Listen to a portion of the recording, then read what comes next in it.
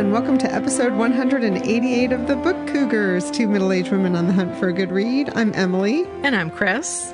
We are going to step off right away and talk about some thank yous. Yes, we have a whole bunch of thank yous. We have 4 new Patreon members. We'd love to thank Faith, Diane, Christine, and Randall. Thank you so much. And then thank you to Kathy, who upgraded her sponsorship level. So she just received, or should be receiving, a beautiful new red tote bag. Yes. Thank you so much, Kathy. That was greatly appreciated. And we hope you enjoy the bag. Yeah. If you upgrade to the $25 level, you get a tote bag. And we have them in yellow, black, and red. Well, we have a big congratulations to Sandra. She was the first person to send us her completed bingo card. Indeed. And she did it with these beautiful calligraphied A's to mark her bingo boxes. Boxes, yeah. So beautiful. And I emailed her back and said, is that a stamp? Did you go out and get a fancy stamp? And she said, no, I've been practicing my calligraphy. Beautiful. Very lovely. Yes. Well, congratulations, Sandra. And those of you who are still working on your bingo cards, we love to see people posting them. And when you've completed your card, please email it to us, bookcougars@gmail.com, and you'll be entered to win the grand prize. Woo, woo. We love giving things away. Chris, what are you currently reading? I'm currently reading Hester by Laura Lico Albanese, who will be a guest on our future episode. And Hester is, of course, Hester from Nathaniel Hawthorne's Scarlet Letter. I am loving the novel so much. I actually have like 10 pages left in it. And she still showed up at Book Cougars headquarters. I did. I was like, am I going to be late? I mean, but I thought, no, save it, and relish those last 10 pages. So after we record here, I think I'm going to go to a coffee shop and treat myself to a mocha and enjoy those last 10 pages. Right on. Yeah. I'm really liking what she does. So the novel is set in the 1850s because Hawthorne hasn't yet written the Scarlet Letter. He's a character in the novel. Albanese incorporates a lot of things that were going on in history at the time. Yeah, I mean, I don't want to give any spoilers. I know we're going to be talking about this novel a lot more the next time. Yeah, and she also goes back to Scotland, too, in the 1600s, right, where her grandmother is living. So it does have 2 different time periods. Very short. Okay, so this is where I bring in a 4th person into the conversation and a 2nd author, because I'm considering Laura Lico Albanese part of this conversation since, she wrote the book. I am catching up on my magazine reading, and this was an article in Writer's Digest in the January-February 2023 edition, or issue, I should say. And it is an article by Sharon Short, a.k.a. Jess Montgomery, who we've had on as a guest, and we've both enjoyed her series. The title is Interstitial Writing, The Worthy in Between. So it was the novel of hers where a body is found with no identifying anything on it or with it. And she was like, how do I make this person known? How do I build interest without just doing like a big info dump about who this person is or was? And her agent suggested that she try interstitial writing, which is where you put a little something in between chapters or every few chapters. And so some of the things she mentions that she used was a newspaper article, an intake form at an institution, postcards, little tiny things. And I read this since the last time we recorded. So when I was reading Hester, I thought, oh my God, these are little interstitial somethings in here. And yeah, they go back in time to different time periods. And it starts in the 1600s in Scotland when women are being accused of witchcraft there. Right. Yeah. So the main character of Hester is a young woman who comes from Scotland to Salem. And she's friends with Nat. As she refers to Nathaniel Hawthorne. So as we said, we're not going to talk about it more because this is the next book in our Scarlet Summer, and we're going to be talking in depth about it with Laura Lico Albanese on episode 189. Yeah. I will say that I am listening to the audiobook as well, which is narrated by Saskia Marleveld, and it's really good. I'm going back and forth with the book. Nice. And I just want to say those little interstitial things are really short. They're like a page or two. They're not alternating chapters or anything. I just want to say that because I know some people love that alternating chapter and other people hate it. So it is a tiny bit of both. Yeah, it's kind of just helps with backstory. That's how I see it. So you understand the story more. But I'm also very little into it. So Chris is looking at me like, you'll see. Well, I'm in a witchy phase here for Scarlet Summer, so I'm reading The Very Secret Society of Irregular Witches by Sangu Mandana, and this was a Goodreads Choice Award nominee for Best Fantasy in 2022, and I'm not usually a fantasy reader, but one night I was just searching on my Kindle to see what I had, and I wanted to read something else witchy and came across it, and it's really fun. It's feel good. I guess that's the way I would say it. I don't know what fantasy that's similar to like a cozy mystery would be, but that's how I'm feeling. You know, what's a cozy fantasy? I don't know. It's not my genre. Tell me, people. I don't know. But it's about Mika Moon, who's a loner witch living in Britain, and she's kind of hiding her talents by putting videos on social media that show witchcraft, but she's pretending it's not witchcraft. And someone sees it and reads through the lines. It's like, oh, she's such a witch. Like, she's totally a witch. She's got the gift.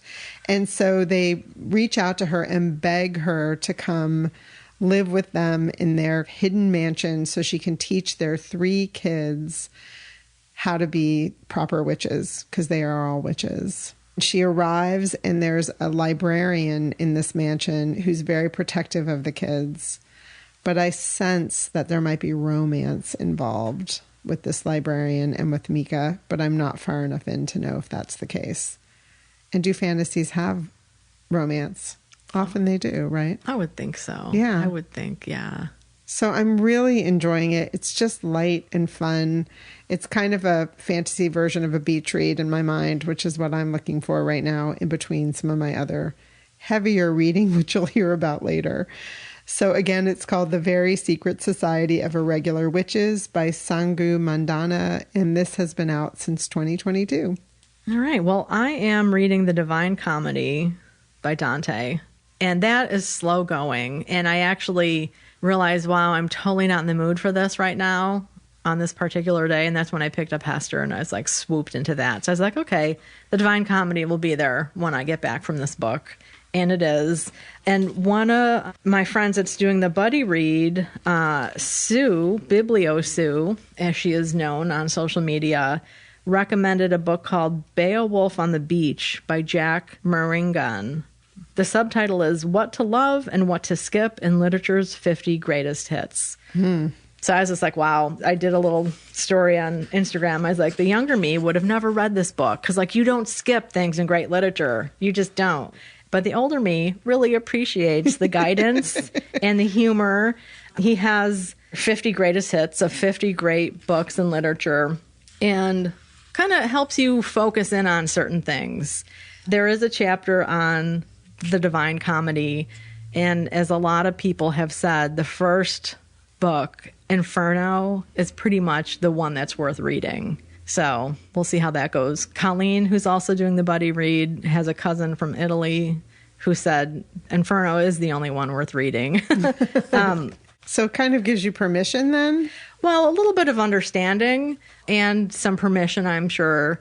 I think the understanding is really helpful, just to know that maybe these parts are not exactly created equally. In some ways, they have different intentions. They were written in different time periods of Dante's life. I know that. The beginning part is where he puts a lot of his enemies in hell, which is always a fun, snarky thing. Of course, I had to look at the other books in this book, and Ulysses made the cut. Just the first sentence made me laugh. James Joyce's Ulysses might well be the biggest pain in the ass literature has ever produced. It's like, yep. So I am going to be reading, again, The Divine Comedy in the coming days. I'm listening to an audiobook, Deer Season by Erin Flanagan. Erin is a guest on this episode, which you'll hear coming up with Katrina Kittle. We talked with both of these authors. They're both living in Ohio and they're friends. It was so much fun to talk with both of them. So we think you're really going to enjoy our interview at the end of this episode. But Deer Season is her first novel that she won the Edgar for Best First Novel by an American Writer. This is one that I've seen in places before. It's set in Nebraska. And I look back through my notes, and the Willa Cather Foundation did have her on as a guest of part of their virtual author series. And I wasn't able to attend it for whatever reason. But I'm enjoying the book. I'm 46% in at this point. And I don't know who did it or if anything has been done, really. It's a teenage girl who is gone. They live in this small town in Nebraska where nothing ever happens. And she is not in her bed the next morning. Mm-hmm. So you get the story in part through her younger brother, who's 12. He adored his older sister, and he's trying to understand things. Of course, she was also a pain in the ass, as older sisters are, but he loves her. And, there's some funny lines from him, like he's in her room looking around, and he's like, anybody who doesn't think girls smell doesn't have an older sister who plays volleyball. So there are a lot of adults. There is a lot of drinking, that small town pastime. Affairs are happening. Everybody knows everybody. One of the characters is an outsider who married into the community, so to say. There's a young man who is mentally challenged because he had an accident when he was younger that deprived oxygen to his brain. So he's kind of being set up as the fall guy at this point, I think. So more to come about that. The audio narrator is Sarah Wellborn. I'm listening to it via Hoopla, which is, always a fun thing. So Emily, what have you just read? Well, the reason I need a light read right now is because I just finished Jesmyn Ward's book, Let Us Descend. This book is publishing on October 3rd. When it came in the mail, I screamed out loud. I love Jesmyn Ward so much. She has won the National Book Award twice, 2011 and 2017. I believe she was the first Black woman to win the National Book Award. She's also a MacArthur Genius Grant winner, the 2022 Library of Congress Award for Fiction, and she's 46, people. So she's very accomplished. She's an amazing writer. The last thing I had read by her was actually an article that I came across in Vanity Fair that she wrote about losing her husband early in the pandemic, like March of 2020, before we knew what COVID was. It's a beautifully written piece. I will link to that in the show notes. But this is a new novel that she wrote, and it's about Annis, who's an enslaved girl living in Georgia when the book first opens. She was sired by her slave owner. So the owner of the farm raped her mother. Both Annis and her mother are enslaved and working on the plantation. Annis's mother works really hard to train her physically to be able to fight. So they go off into the woods and fight each other. And they come from a lineage of warriors. And so there is some magical realism here where there is it's not a spirit. It's almost like a piece of weather that visits her, whose name is Aza. Aza has some history with her family and knows about Annis's lineage. I'm trying to be very cagey so as not to totally give away the whole story. At one point, her father sends her mother away. So, slaveholder sends mom away. Annis is now there, and he's starting to have eyes for her. Yeah. Disgusting. His daughter. There's some really hard parts about this book. Now, Annis ends up having a relationship with one of the other enslaved women and is caught. And so he loses interest in her and sends her off.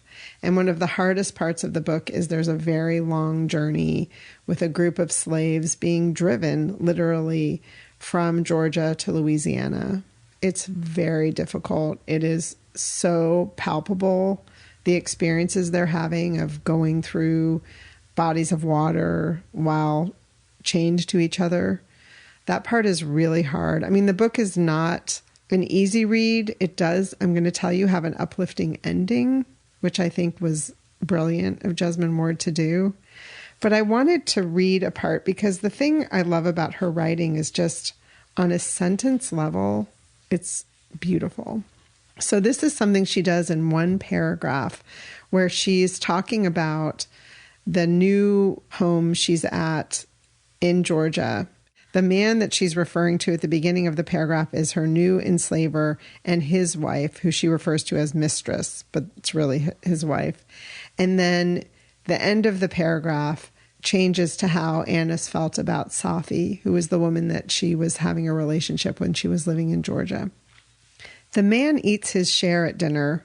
There are no scraps because he leaves none. He wipes his plates clean with bread, with his knife and fork and spoon. As he drinks, he burns brighter and brighter, turns red as the heart of a fire, but his hands and the edge of his scalp still gleam pale and yellow. The mistress reaches out over the corner of the table every so often, touches his forearm, his elbow, once even his face. How easy she is with her affection for him. How sure she is of its reach, its life, its return, because he touches her too. She squints and laughs when his hand finds her face. Her sallow cheek shines with the peach shimmer of the underside of a bird's wing. Safi touched me just so when she kissed me, making a bird cage of her fingers, a careful enclosure of my visage. How I loved being her kept bird, clipped and settled. I preened for her, leaned into her, heart fluttering. How I wanted what this woman has, to touch Safi in the light of day, outside the nest of trees, the buzz of the hive, to be safe in love, but I could not. I mean, her writing is so beautiful.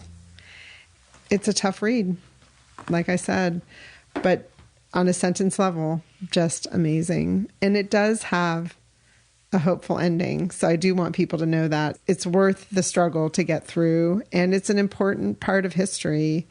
You know, there's always a part that's a surprise to me that I'm embarrassed by, in the sense that, you know, I feel naive. And that was about how enslaved humans, enslaved people, were used as having a value, not necessarily just for their own body, but for what their body could create, meaning more people that either would then be used to help the mechanics of the farm or to be sold for money. Yeah, as a commodity. As a commodity, yeah. I mean, literally how inhumane it was. It's not that I haven't read that before, but this is just a different perspective on that. So again, it's called Let Us Descend by Jesmyn Ward. I forgot one very important detail, Chris. There's also a huge Dante aspect to this book. And when I first saw it, I was like, oh my God, Chris, Dante is everywhere, which she's been saying. And even the term Let Us Descend comes from Dante's Inferno. Let us descend, the poet now began, and enter this blind world. Inferno, Dante. There's a scene in the book where when she's at the farm in Georgia, her two sisters, the White sisters, are being taught by a tutor, and he's reading Dante to them. So she walks by the door and there's passages from Inferno. And I was like, this is really weird. Even the title of the book comes from it. That's totally bizarre. Yeah. It is, you know, it's that synchronicity, right? Something is in the air. Yes. With Dante. Chris has a hashtag, Dante on a doily. Follow it. Oh, gosh. Well, I read something. Well, I finished A Head Full of Ghosts by Paul Tremblay. I think I was reading this last episode, or I had just started it, or I was hoping to start it. I really enjoyed this novel so much. It was one of those horror novels that keeps you guessing as to what's going on. It starts off with a teenage girl who is starting to have schizophrenic episodes, possibly, or is she possessed? It could go depending on who's looking at it. Either way, there's a younger sibling, and so we get a lot of the story through the younger sibling, which is, I think, an interesting choice for an author, because then they can present things as questionable. The kids are unreliable narrators in a lot of ways because they don't always understand the context. But then sometimes they're really more truthful than an adult can be because they don't understand the context, but they're seeing what's happening. Right. And they're not afraid to say it. Yeah, because they don't know the repercussions or what have you. But there's a mom and a dad, and then these two sisters. It takes place in Massachusetts. Dad had gotten laid off from a plant that had been going for decades, can't find a new job. They're going downhill fast as a family, and the older daughter having these issues. The dad turns back to the Catholic Church, which he had been raised within, and gets a priest involved and hoping that will help because the mental health professional that they're seeing with the daughter doesn't seem to be helping. So he makes this decision without his wife. Things get a little bit surprising. Okay, this isn't too much of a spoiler because it's on the back of the book, but I know sometimes blurbs can be too spoilery for our taste. But the Catholic Church ends up involving a reality TV show. Well, I thought it was going to go to an exorcism. So, well, there's that, and that's that's kind of like the pinnacle of the reality TV show. So the thing with The Head Full of Ghosts, it's an interesting title because when you're possessed, you're full of whatever it is that's possessing you. And the daughter hears a lot of voices. So in the end, she knows that the family is struggling financially. She knows that this reality TV show is going to bring the family financial security. And then even within how the show is shot, it's fascinating because the younger daughter notices like the way they film Dad, they make him look big and manly and in control of the situation. He is the great white patriarch. Whereas the mom is presented as the doubting Thomas sitting at the kitchen table with her shoulders slumped drinking wine. And so the younger daughter is noticing this. There's interstitial stuff in this book as well in the form of blog posts. So there's a blogger talking about the reality show. It's an interesting piece of contemporary fiction in that it's looking at ourselves and what we do as a culture with reality TV shows and blogs and truth and what is the real story. And within this, there's a famous writer who's interviewing a survivor within the family about the experience because she's ghostwriting a book for her. Or it might be their book. They've referred to her as their book. It's one of those books you finish and you think, oh, I think this is what happened. Well, no, really, because that couldn't have happened because of this. So it was probably that. So you don't really know. It's ambiguous. And we talked about that yes. when we got to see him, which we'll talk about in just a few minutes. But again, that was A Head Full of Ghosts by Paul Tremblay. I can totally see why this is a lot of people's favorite haunting possession type book. I finished The Last Ranger by Peter Heller. This book just came out. It takes place in Yellowstone National Park. We've both read some Peter Heller in the past. One of the things I love about him is he's both a poet and he wrote and still continues to write, I think, a lot of nonfiction, particularly travel fiction. So he's very into action and adventure, and he has experienced a lot of it.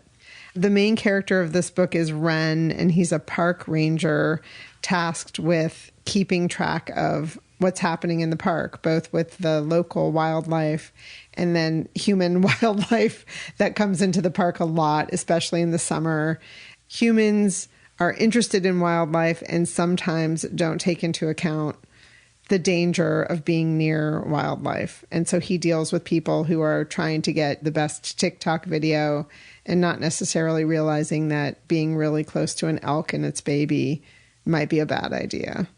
So he's taking care of business in that way. But then there's also a biologist that lives on site in a cabin next to him, and she's studying the wolves. And in 1995, a wolf pack was reintroduced into Yellowstone. And so now there are several packs of wolves thriving, and she's studying them. And at the same time, they're also coming into contact with hunters and trappers and people who are doing illegal things within the boundaries of the park, as well as people who think that maybe the park shouldn't be public land. that they should be allowed to use it just like any other piece of land. Because it's public, right? They should be allowed to drill and mine on it. Do whatever they want. Yeah. The other thing that Heller does really beautifully in this book is he weaves Wren's backstory in. And it's really gentle. The whole book is very subtle in a lot of ways. It's beautifully written and really takes you into the park, which I've never been to Yellowstone, so I really enjoyed that part. There's a little bit of romance, a little bit of sadness, a little bit of death. So I really enjoyed it. If you enjoyed his other books like Celine or The Guide, somewhat similar in tone, but a different location. Again, it's called The Last Ranger by Peter Heller. I look forward to that. I enjoy his work. And that made me think a little bit of The Loop by Nicholas Evans. He's the guy who wrote The Horse Whisperer. But the Loop is about wolves in Yellowstone and that area and what the introduction fights about it. Yeah, it's been very controversial in real life. I understand ecologically why it's important. And also I understand the tension between people wanting to visit the park and enjoy it versus trespassing farther than they should. And, people trying to make a living, all of it, and living off the land. So, interesting. So we had a listener reach out via email asking us how to set up the Book Cougars as their affiliate on bookshop.org. Yeah, because bookshop.org, sometimes when you log into it or you follow a link from somewhere on the internet, you end up at different bookshops. And the listener wanted to know, how do I make your shop my default?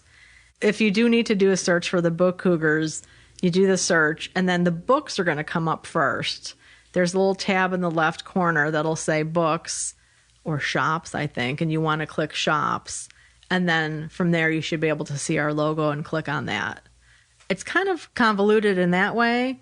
But again, the benefit is you are not just signed up for one affiliate shop.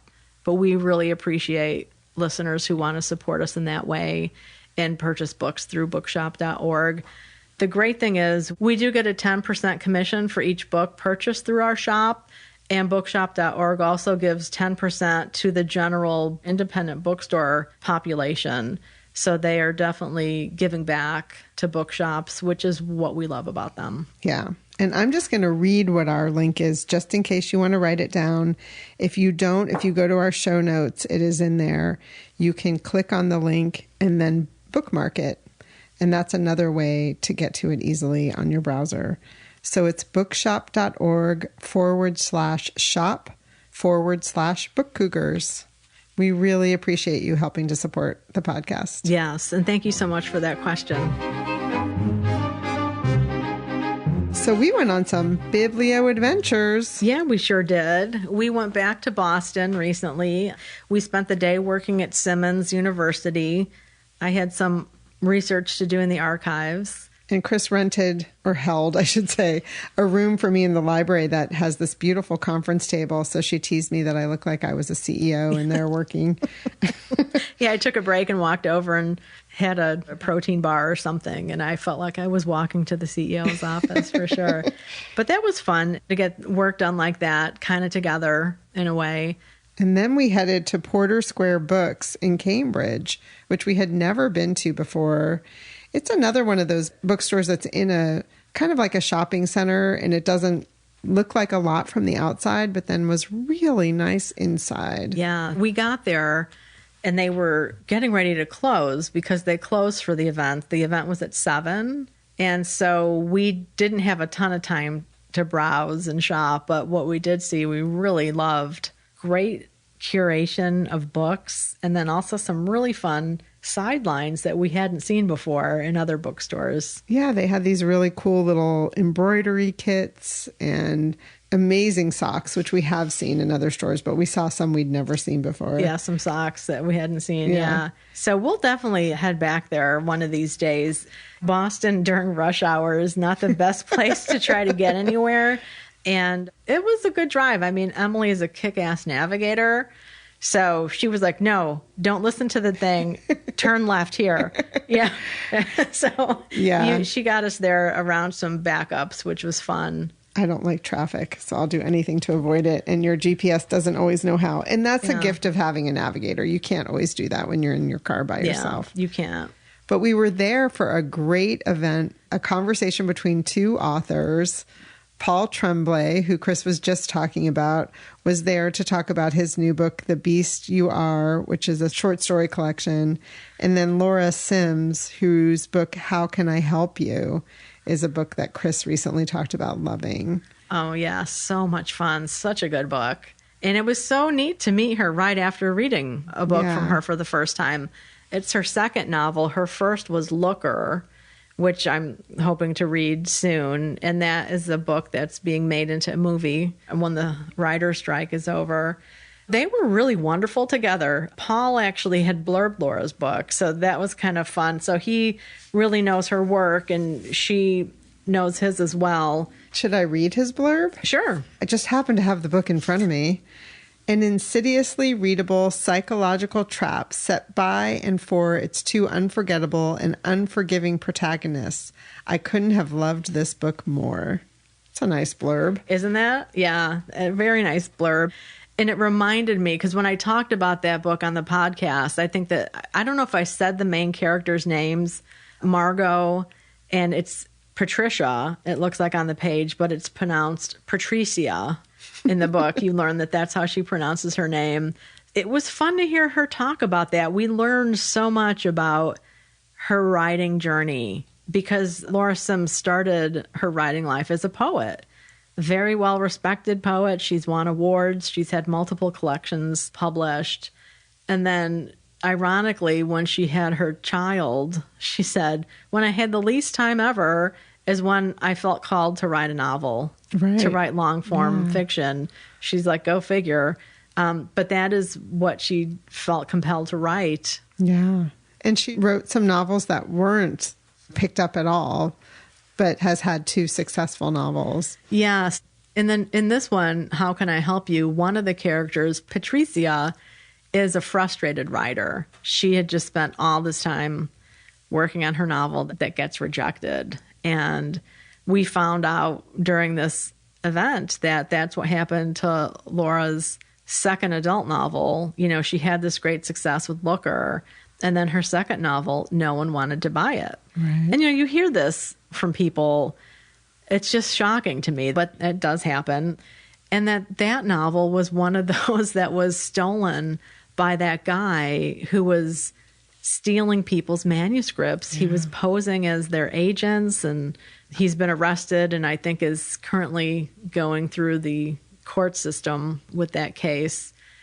I know, it was funny. Someone in the audience said, are you compelled to write a novel that might have that as part of the story arc? And Paul said, yeah, like every novelist out in the world right now. Right. Yeah, exactly. Yeah. So much fun, though. Such a great event. Really wonderful. They both talked about their writing process. One of the things that I was struck with Paul, he's been writing now for, I think this is over 20 years maybe. But he said his first 10 years of writing, he didn't have to worry about social media at all. He was just a writer writing his books. And he said, but then the second 10 years, there's been so much pressure to be on social media, to be active, to grow a following, so that publishers feel more comfortable that they assume that if you have a social media following, that translates into book sales. Right. Yeah. So it's a very different world for writers just within his own, the first part of his career. And it's interesting that the book Looker and the book that you just read of his both dealt with social media in some way. You know, it's like they took that and put it into their novels. Yeah. Yeah. Yeah, it's real. For some reason, the way that I had read the event, I thought that he was in conversation with her about her novel, but they both did a really good job of asking each other questions back and forth. Yeah. It was really interesting conversation. I enjoyed it. Yeah, I did too. That's what I thought at first too, is that she was on tour and that he happened to be a local author. But yeah, that was actually an event for both of them. And Chris talked about how the novel of his that she just read had an ambiguous ending. Someone in the audience did ask him about his ambiguous endings, and why he felt compelled to do them. And someone else in the audience piped up like, yeah, why? And then the best part of his answer is he didn't really answer the question. Yes. So Yeah, he talked for a while and then moved on. And then you realize, like, wait, he didn't answer that. So, I thought that was quite brilliant. yeah, really good. And then the other thing we did together, we've had 2 joint jaunts in the last 2 weeks, was we went to Old Saybrook, just down the street and the shoreline from us. Yeah, we went to the Old Saybrook Historical Society, where they have an exhibit that's going on now that just recently opened, and I think it's going until October, about Anna James, who was the first African-American woman pharmacist in Connecticut, and her niece, the writer Ann Petry, who we've been talking about a lot because our Vintage Book Club is currently reading Ann Petry's works. The Old Saybrook Historical Society is pretty much just across the street from the James Pharmacy. So we actually met some friends for lunch there at the pharmacy, which is now a wonderful French restaurant, pastry shop, and then walked over to the exhibit, which was so cool. It was really cool. It's in the Hart House, which is a historic home or museum. They refer to it as a historic museum, but it's in an old home. Yeah, it's a museum house. House museum, a house that's now a museum, whatever. They were setting up in the back for a wedding, which was really cool, but it's a beautiful old house. And this exhibit was in the back. It started with a video that had Ann Petry's daughter narrating. Yes, who sadly passed away very recently. So they're very grateful that she was able to be part of this video because she talks about her family's experience in Old Saybrook. And then they also have a lot of artifacts from James's pharmacy. Yeah, and quite a bit of it, they said, actually came from a couple who had their first date at the pharmacy and had, I don't know, through auction or something, come across a lot of this. I mean, literally like bottles of pills and the notebook that Anna James wrote down, because they used to have to really make the medicines. Right. You know? Yeah. So there's this whole organizational system with her slips in it and pills. I mean, some of the medications were from brand names and others were ones that she created herself that have the James Pharmacy label on them. Yeah. And I had read somewhere else about her that when I read that biography, I guess, when she retired and closed the pharmacy, she donated a lot of her cabinets, the glass cabinets and display cases and stuff to University of Connecticut. So these items must have been part of however that family got a hold of them. Right. You just don't know how things like that happen. But there were also some beautiful photographs. Ann Petry's writing desk was there.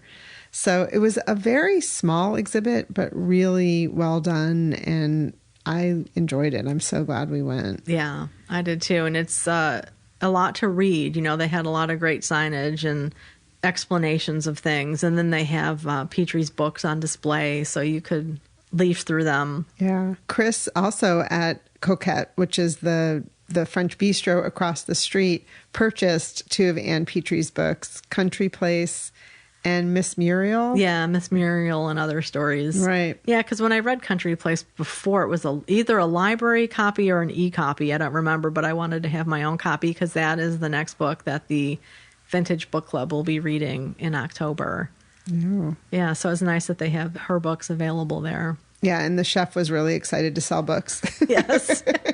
He's like, this is how we stay open. Right. I mean, there's it's another great place. If you're in the neighborhood at all, it's a great place to buy gifts. They have beautiful foodstuffs and pans and cookbooks, like Jacques Pepin cookbooks and things like that. Yeah, so, spices and really beautiful containers and a tea set. Yeah. Drinking glasses. Really wonderful place. And Old Saybrook was colonized by the Dutch, whereas Guilford was colonized by the British.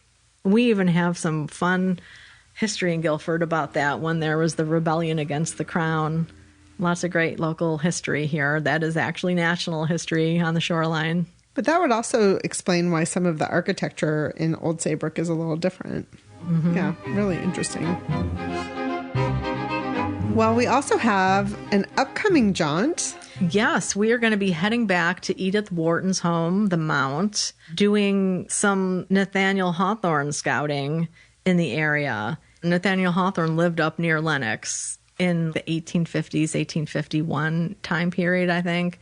And he lived in the town over, the next town over, near what is Tanglewood. So we're going to check out a recreation of his little cottage where he stayed and where Melville hung out with him. Melville's house is also in the area, Arrowhead.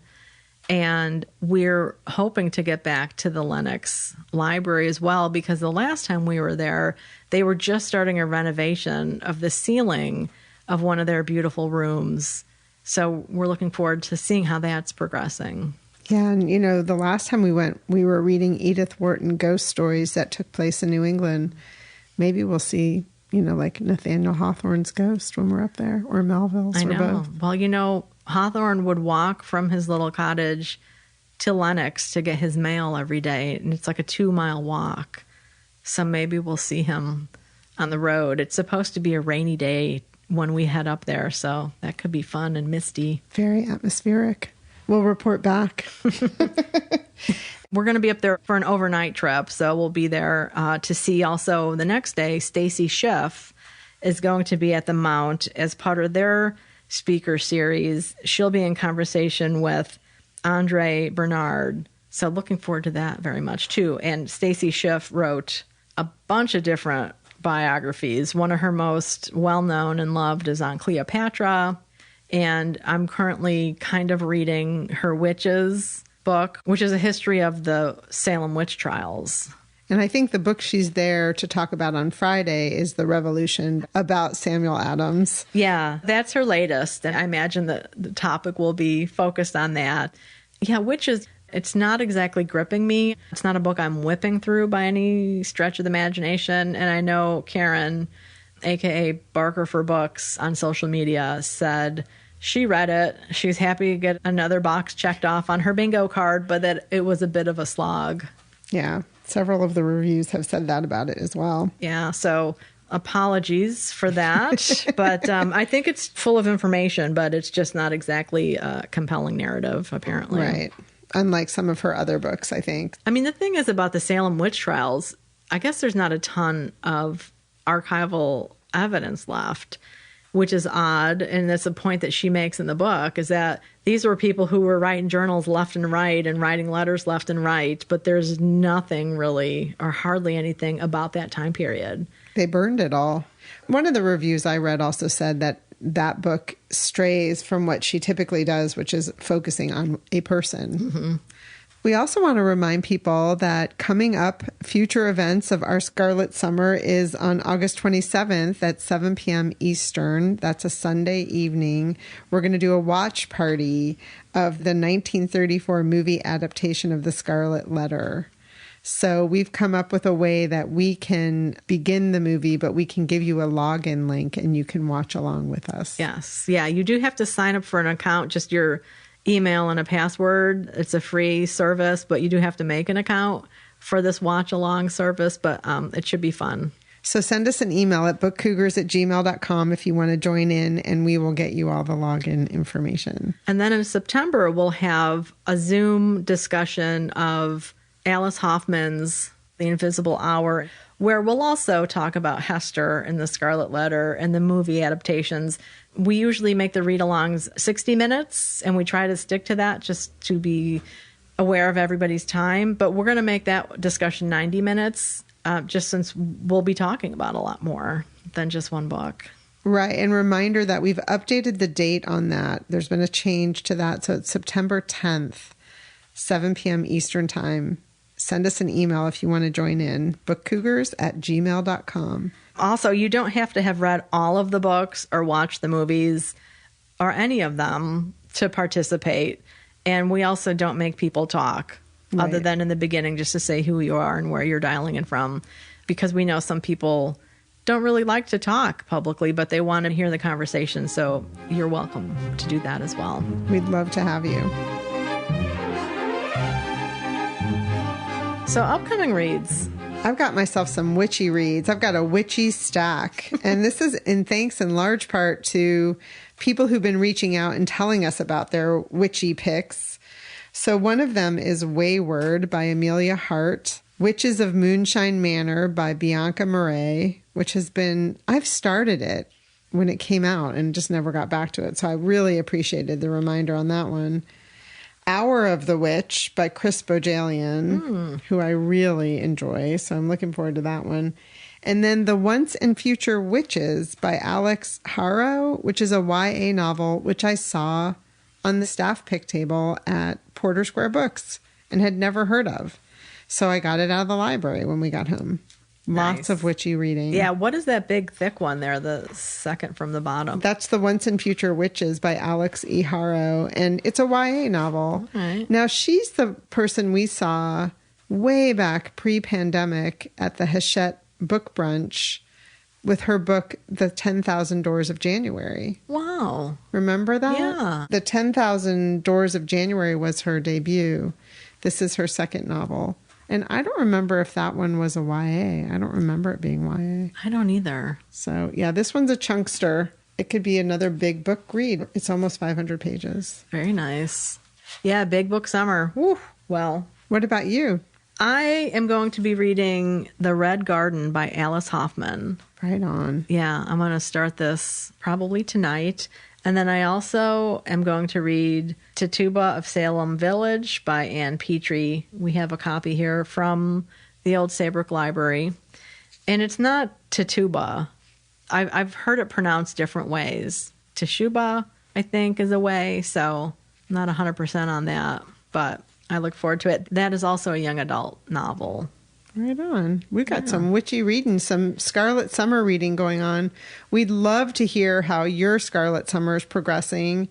Send us updates on your bingo cards. Send us updates if you've made some substitutions to your bingo cards. Yeah, and you're welcome to do that with those duplicates that are on there of the three main books that we're reading, The Scarlet Letter, Hester, and The Invisible Hour. You can just keep one on there and substitute the others. Coming up next is our conversation with Katrina Kittle and Erin Flanagan. These are authors who are friends in real life. They live in the Dayton, Ohio area, and they both have books coming out within a month of each other. Erin's book is Come With Me. Katrina's book is Mourning in This Broken World. We had a great time talking with them, lots of laughing.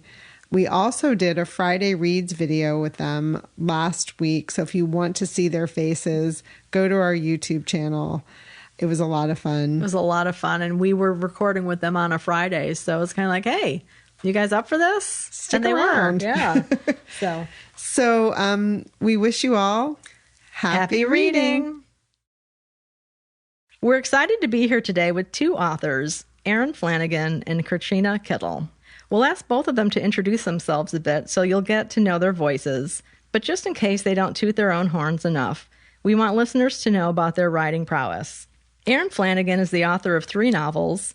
Her first, Deer Season, won the Edgar Award for Best First Novel by an American Author. Her second was Blackout, and her forthcoming third novel, Come With Me, is out later this month. Katrina Kittle's 6th novel, Mourning in This Broken World, is coming out in September. She has written 1 novel for young adults and 4 novels for adults, which have been picked for Book Sense, Indie Next, Midwest Connections, and the Women's National Book Association. Her novel, The Kindness of Strangers, won the Great Lakes Book Award. Welcome, Erin and Katrina. Thank you so much for having us. Yes, thank you. So we thought since there are 2 of you, we would ask you to introduce each of your forthcoming novels so listeners can get adjusted to the sound of your voice. Erin, do you want to go first? Sure. So my newest novel, Come With Me, is about a newly widowed young mother who falls under the sway of an old acquaintance whose friends have a history of disappearing. Ooh, oopsie. You did that so short and sweet. Just like me. Oh, it's true. It's true. This is Katrina, and my upcoming book, Mourning in This Broken World, is about a very unlikely pandemic pack that is forced together by COVID. The book is not about COVID. It's just the catalyst for the story. and there's 4 point of view characters. And I also start with a widow. That's interesting that we have that in common. They come together and help each other get rid of this armor they were all wearing and isolation they were all wearing before COVID, and kind of emerge as their truer selves at the end. Nice. Well, speaking of things in common, can you tell us, how did you both become friends? How did you meet? I know you don't write together, but you seem to have a lot of cross-pollination. I love that phrase. I'm a big gardener, so I love that phrase. Yeah, Erin, I was trying to think earlier today, when did we meet? Was it 2006 with Kindness of Strangers? It was at Wright State. You had come for a reading, and it was in the winter, and we were going to have the event in the Union, and normally it would be really quiet there, but they'd had to close a different cafeteria. So all the kids were there eating dinner, like all their silverwares, they're yakking away. And I'm trying to conduct this class. And I was so embarrassed because it was so loud. And I said, oh God, I'm really, really sorry about this. And you said, it's fine. I'm an actor. I can throw my voice. And I thought, if I ever handle anything with that much grace, it would be a miracle. Like, you made me feel so much better. And ever since then, I was like, ooh, I hope we become friends. And we did. And we did. Oh my gosh, I remember that. It was so loud in there, and there wasn't a mic. And I was just yelling for these poor students. And students, we just kept asking them to move closer and closer. I mean, my knees were probably touching. Yeah, we were hilarious. We were pretty much in everybody's lap by then. I know. But I think it went well under the circumstances. Oh, it did. Thanks to you. We did stay in touch. And I know as a thank you, at one point for coming to talk to one of your classes, we went out for Indian food after. And that kind of sealed the deal. Our love of good food and our love of eating. And you were just so funny. And now it's hard to remember you not being in my life. I know. I feel the same. And it's kind of crazy. But this business, as you guys know, Chris and Emily, is so brutal at times. And writing can be so isolating. And the publishing industry is just so it can make you feel so defeated at times. And it just helps to have really good writing friends on the journey with you who get it, who know how hard it is and know how capricious the business can be. And what I particularly love about Erin and our mutual friend Meredith is not only are they these kick-ass amazing writers, they're also teaching university level classes. And so that's another challenge, and that we have that in common. Like, these are two women I can just really vent to who get it, who get every aspect of my life at the moment. Yeah. You know, so many writers talk about writers who are teachers. Like, I know Stephen King had mentioned it in his book on writing, the toll that teaching took on his writing. But then I've heard other people say that it really helps feed their writing. So how do you balance that, teaching with writing? And does it feed you, or do you need to write in bursts on school breaks? I think for me, that's really changed over the years. With teaching, when I first started the gig, it took me so long to prep for class, to read the stories, to respond to the stories. Like, it was hours and hours and hours and hours every day. I learned how to do these little snippets of 20 minutes writing here, there. And I've been able to keep that habit, but I've been teaching now for 20 years. So I'm much faster at grading and reading and responding, and I can see things a lot more quickly. I think they're getting the same level, probably better, of feedback, but it doesn't take me as long. So now I do have much longer stretches where I can devote that energy to writing in a way I couldn't before. But I'm so thankful I learned how to write in bursts. So I can still do that now. And like, if I've got half hour between classes, I'm like digging in. Oh, nice. And Erin inspires me that way big time, because I used to be one of those people who always felt like, oh, I need these big chunks of time. And they never materialize, especially during a semester when you're teaching. And so I have gotten lots better at those bursts, as you call them. And yeah, you just train yourself to write whenever you can and not be so precious about it like I used to be. But for me with the teaching, it can be draining, especially toward the end of a semester with all of the grading. I am getting better at that. I'm relatively new to university teaching. I'm heading into my 6th year, but I've taught creative writing for many, many years, just not in this setting. I'm a 2-time cancer survivor. I had breast cancer twice, and I was actually writing full-time and teaching a lot of creative writing classes and doing okay. And the second time I had cancer, I just got so nervous about, I'd eaten through my savings. I wanted to rebuild my savings. So that for me, two things. I learned that I did have the discipline to write full time, but I really missed belonging to a community. And I got really nervous about health insurance, being self-employed and paying for health insurance. I mean, the ACA saved me, but it was just getting so unaffordable.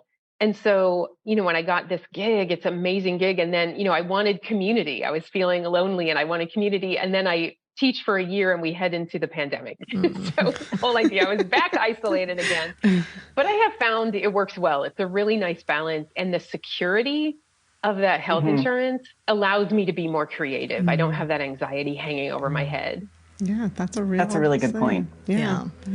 So let's talk about a theme that both of your books share, which is found family, or maybe trying to escape some members of your family and look for family elsewhere. Would you like to talk about that a little bit? The idea of found family is such an interesting one. And I hadn't thought about that in my book because ultimately that is not necessarily a good thing for Gwen to have found. I was very conscious of writing about female friendships when I started the book. I was single until my mid-30s. So for the first 3 decades of my life, my central relationships were my female friends. I might have a romantic partner here or there, but really those were the relationships that sustained me. I went on vacations with women. These were the ones I would call in the middle of the night sobbing. They were the ones who lifted me up. And I feel like those relationships get short shift in our society sometime, like, oh, it's just a friend. That's not your partner. That's not your spouse or whatever. And for me, those were really central. And I had a lot of friendships that were really intense, some positive, some negative, and some both. And so I really wanted to kind of capture what it's like to have that intense feeling for somebody in a non-romantic way. Like I remember breaking up with one woman in her car, like we were outside work and we're like, I think we just need to take a break, and we're sobbing, but it was a breakup, but there was no real language to talk about that. And so that was, I think, like the idea of female friendships more than found family, but I think that's also a really good way to put it. And I think you capture that so beautifully in Come With Me. After my divorce, I was single for about 8 years, and my friendships during that time, I remember, I'm just so committed now to being like, I am not going to ignore those friendships just because now I have a partner again. Yeah. It's not like, oh, you guys were my substitute. I had the value of those friendships. So I never wanted to be that woman who like abandoned them. Now that I have a man again, I don't want to do that. But and I think in my books, I'm so interested in found family, which somebody pointed out to me is very interesting because I had such a safe and wonderful immediate family that why am I always writing about people finding family in other places? But I just think it fascinates me. And I know my mom was one of those people who, she was a preschool teacher, but her students from preschool stayed in touch with her. And she was always helping other people, and people would come over and introduce their kids to her. Like, I think I saw her help people find those relationships they didn't have in their own life. She kind of got known for, her class was full of the problem kids, the troubled kids, because she was so good with them, and they connected to her and stayed in touch with them. So I think that was fascinating. But I am also really interested in multi-generational friendships, though I love stories about those and, just how people find those, how those come to be. So I'm always interested in exploring that, I think. Yeah, I'm very interested in that as well. And Katrina, your novel made me think of Ann Tyler, and she definitely is the queen of putting these characters together that you wouldn't think would end up together. And I think that's what's interesting about found family or choosing your stories. It's the same with choose your own adventures. Choose your own adventures. Choose the people in your life. And I do think divorce, both of what you say really resonates, because I think with divorce, you kind of find out who can buoy you, and also realize like one person in your life can't be everything and also can't destroy you. Like, you need to go on. Amen. Yeah. Amen. And thank you so much for that Ann Tyler comment. That means the world to me. I will be floating on that for months. That's awesome. Well, I have a question about setting. I'm currently listening to Deer Season, and we have a mutual Nebraska connection. And I also attended University of Nebraska-Lincoln. I have relatives out in Nebraska, so spent a lot of time out there. for listeners, I'm from Illinois originally, and Emily, Katrina, and Erin are all from Ohio. Yeah. I'm actually Iowa. Iowa. Okay. All right. But everybody thinks Iowa, Nebraska, and Illinois are the same. The same thing, really right? So, well, we're Midwest strong here today. Yeah. But I love the way you captured some of those. To me, it's uniquely Nebraska, like, the one finger wave when you're driving, and then the descriptions of the pig farm. Working on the pig farm in different chores that need to be done. So how important is it for you to be in a setting that you're going to write about? Or do you do a lot of online research about a setting? I'm wondering if you could speak to that a bit. Yeah, for me, it's always been better if I have some kind of personal connection to the place. And part of that is logistics. So in deer season, the town of Gunthrome is based on the small town in Iowa where I grew up, Sanborn.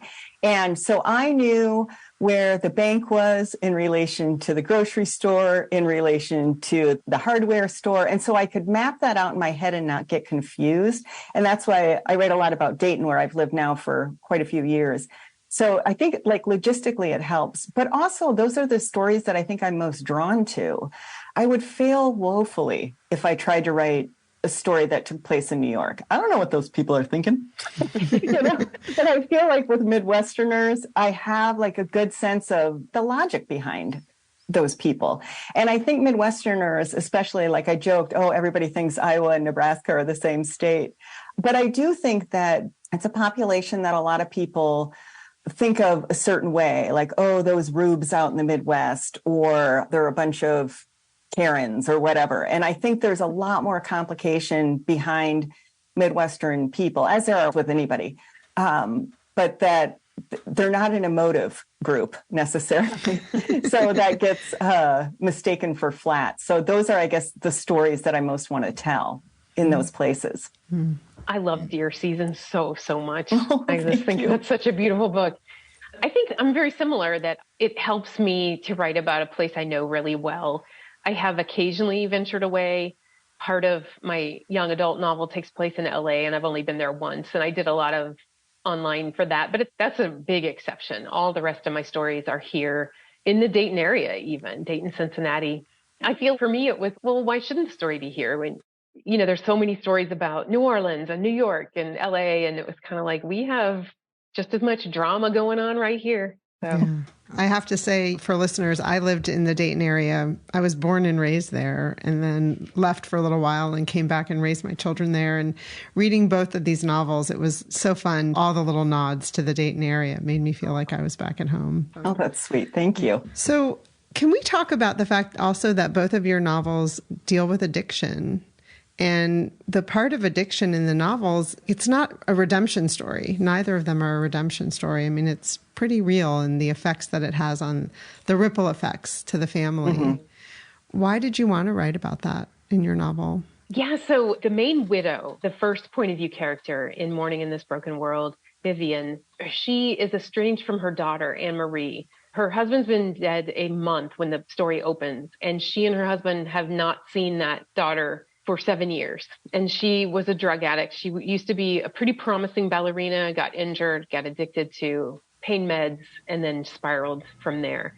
And so there's a lot of mystery in the book about whether Anne Marie will show up. And at first, Jack, the husband, was like, she's dead to us, because she's come back once and everything seemed great. And then she ended up returning a day later and robbing them.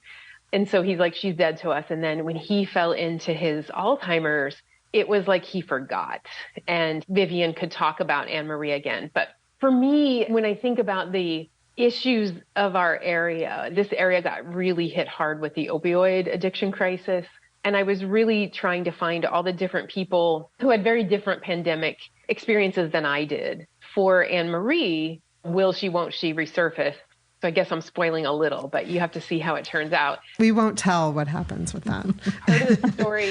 Part of the story she shares of how she needs to stay sober and she can't rent an apartment and she can't get a job during this pandemic. And so she's really in this very tough place. And I heard a lot of stories about people in similar shoes around here.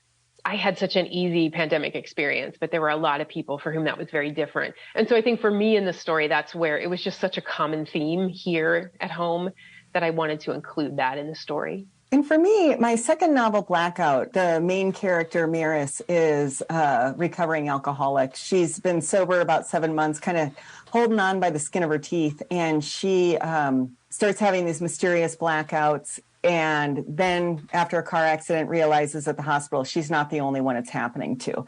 So the reason I wanted to write about alcoholism in that book was I feel like a lot of the stories I see about addiction go one of two ways. The person spirals down and that's the end of it. They're never going to beat this. They're never going to slay the dragon. Or they do get sober and they stay sober and it's a triumph. And talking to different people, I don't really feel like that's always accurate. I think there are a lot of people that stumble and then get back on, stumble and get back on. And I wanted to write a story where the stumble was possible and she could get past it. So a little spoiler alert there. Maris does at one point fall off the wagon with a thump.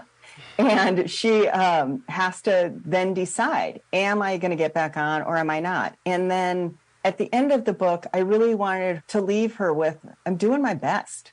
I am sober right now. I am not guaranteed sobriety, but here's how I'm going to try and shore up going forward. Because I do think that's an important part of addiction, the idea that you can get clean, but you got to stay clean. And if you screw up, well, you just got to try again. I really wanted to show that wasn't the end of the world. I think slipping up is just a part of it. Yeah. Yeah. And I have addiction in Reasons to Be Happy and in Two Truths and a Lie. And I was just saying this to somebody recently, rarely does someone who identifies as an alcoholic or a drug addict, they will never say, I'm recovered. They will say, I'm in recovery. It's an ongoing process and it's a daily choice. And that was really eye-opening for me too. And you're right. We don't see that very often in stories, that continuation of staying sober. Well, it's not easy for a narrative because either it ends happily or it ends sadly. And if it ends with, I don't know, I guess we'll see. That's hard. That's not as satisfying sometimes, but I think it's realistic. Yeah. Well, it goes along with the ambiguous ending too, as well, that Emily and I have been having conversations about that. Yeah. With novels. Yeah. Yeah. We recently heard someone asked an author at an event we were at this week about his ambiguous ending. The funniest part of his answer to me is he didn't answer the question. So he was like, good on him. Exactly. Like, sorry, not going to go there. Yeah. That's funny. Yeah. So should we talk about winning an Edgar Award and what that was like? Yes. Ladies, there's nothing I love to talk about more. Oh my gosh, I see it. It's not in my life. I see it behind you there. Look at it. There he is. Oh, it was just the shock of a lifetime. Like Deer Season was published with a small university press, Nebraska Press, which is fantastic. It wasn't a book that was going to get a lot of play. And then it got the nomination. And I was like, oh my God, you mean I wrote a mystery? Like, it was such a surprise to me because I thought, it's too quiet. I didn't feel like I had earned calling it a mystery. So when it was nominated, I about fell over. And then when I went to the ceremony, because I told my husband, I'm like, you're getting a tux, I'm getting a new dress, this is never going to happen again, let's do it. So we went to New York City, the country mice, and I talked to everybody I could. I had so much fun. And right before my category was announced, I turned to my husband and I said, this has been such a great night. Like, I wanted to remember that when they ultimately called somebody else's name, how much fun I had had. And then they called my name and I'm like, did they call it? Did they really say it? And it was such a magical night. So much fun. And the mystery writing community is amazing. They have absolutely welcomed me with open arms. It's been great. That's so great. I love it.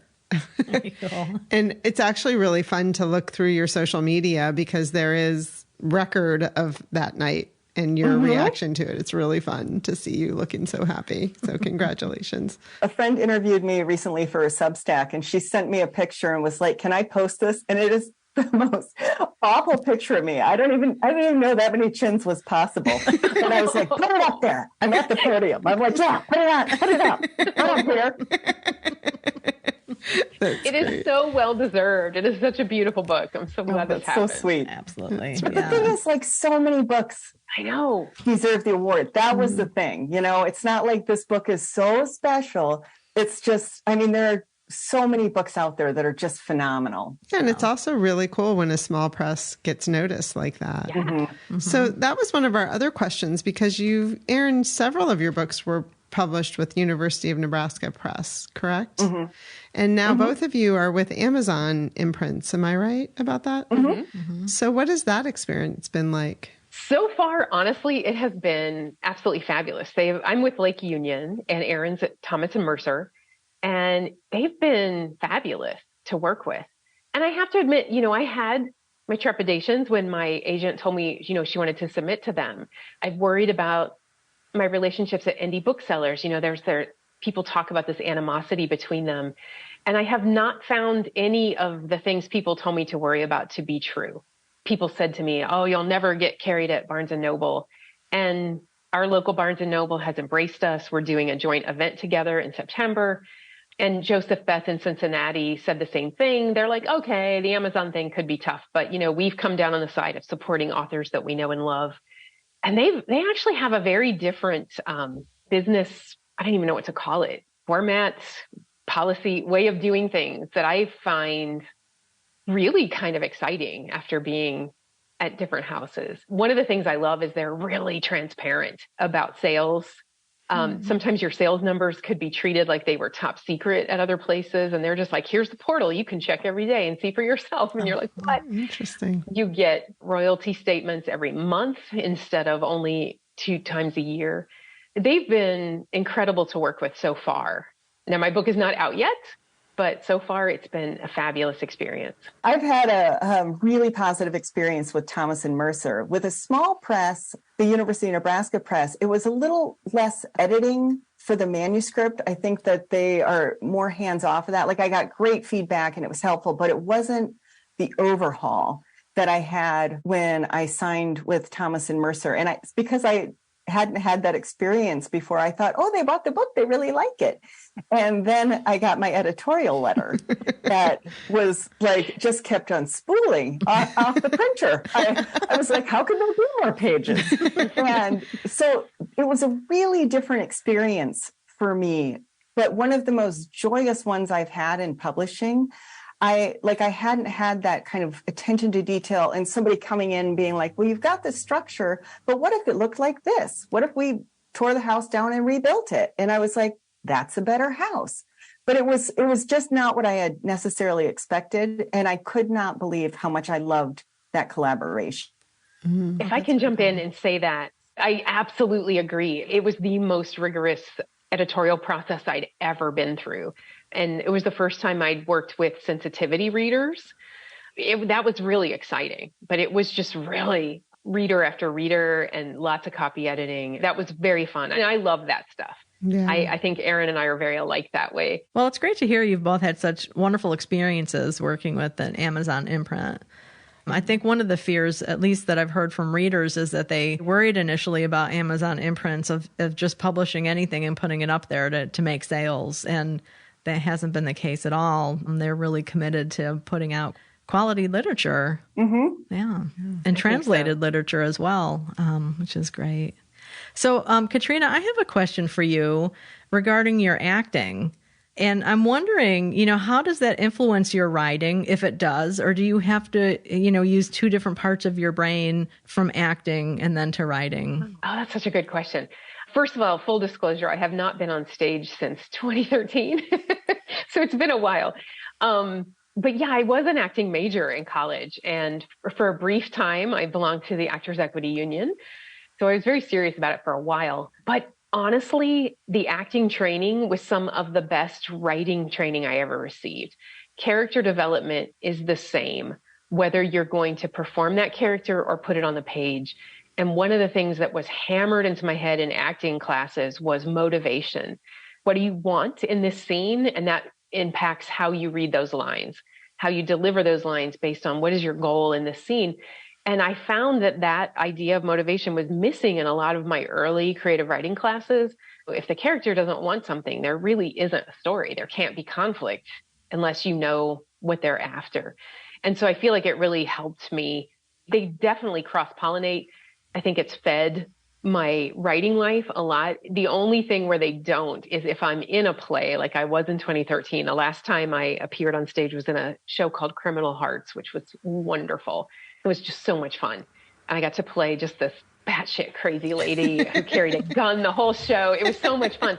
But when I'm in a play, I am not writing. There just aren't enough hours in the day. So it meant that for those weeks of rehearsal and performance, my writing kind of just sat. But they do cross-pollinate each other, I think. I keep stealing that word you used early on. I love it. I love it.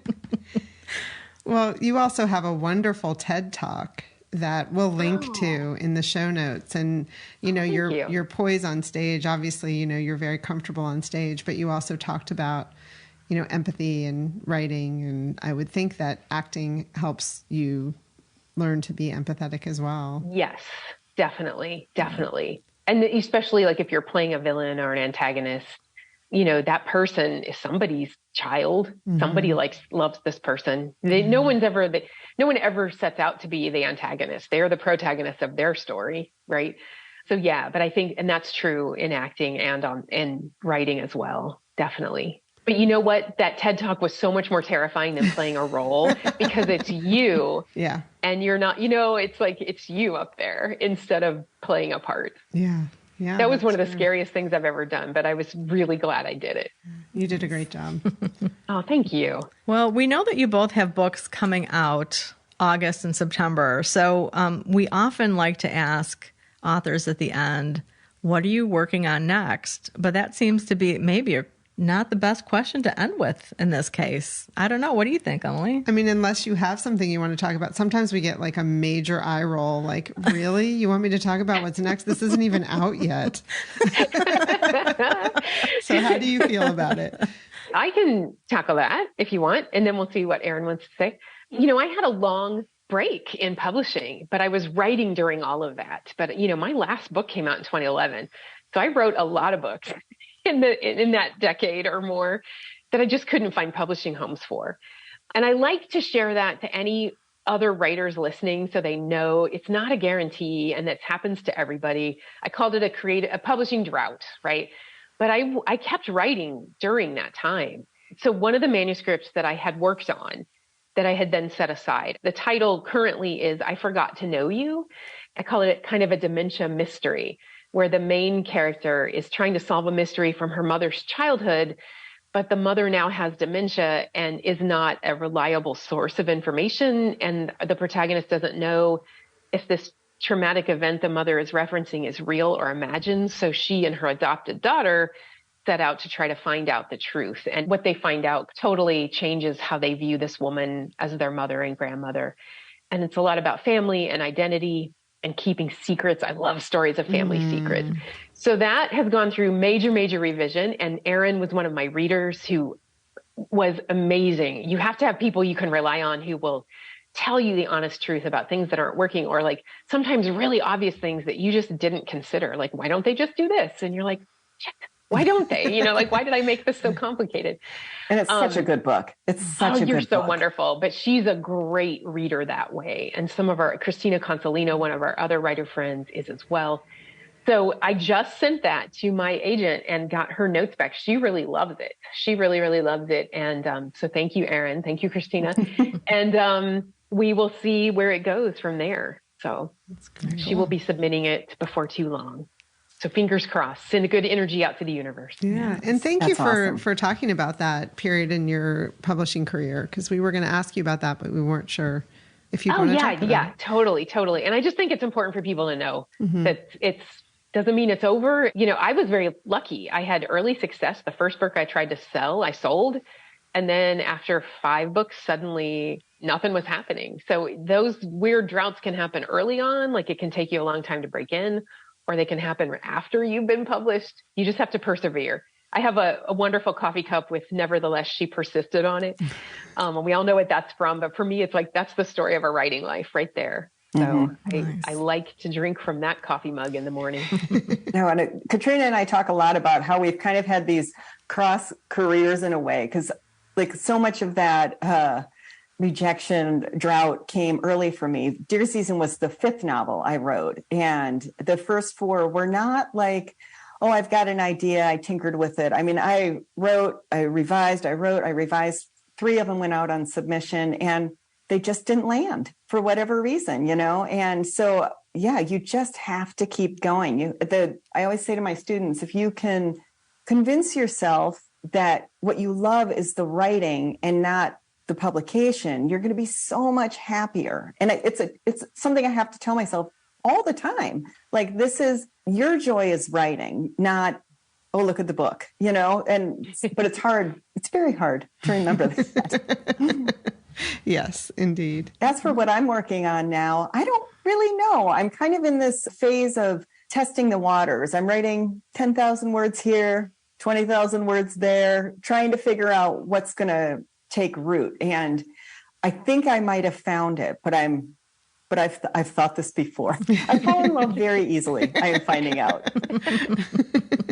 Well, we will anxiously sit by and wait. But for now, even though we've asked this question, we want to remind listeners that Erin's new book is Come With Me, and Katrina's is Mourning in This Broken World. And they are out. You want to tell the dates? Because I know there was a little play with the dates. Sure. Come With Me is August 22nd. Coming up soon.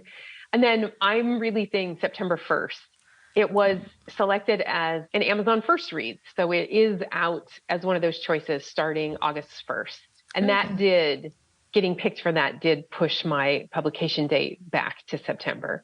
But that's well worth it. I was very excited and very honored. Yeah, that's great. Congratulations to you both. Yeah, thank you. And thank you both so much for taking the time to talk with us today. It's been great to get to know you and more about your writing processes. Thank you so much. Thank you, guys. Delightful. Thanks for listening to The Book Cougars with Chris Wallach and Emily Fine. We'll be back again with another episode in 2 weeks. Until then, come chat with us on social media, Goodreads, or email us at bookcougars@gmail.com. If you'd like to help support our podcast, please tell others about us, leave a review wherever you listen, and consider becoming a patron. Even $1 a month is a big help. Learn more about that on our website, bookcougars.com, where you'll find the show notes for this and all of our past episodes. Thanks, everybody. This episode was edited by Pat Keogh Sound Design.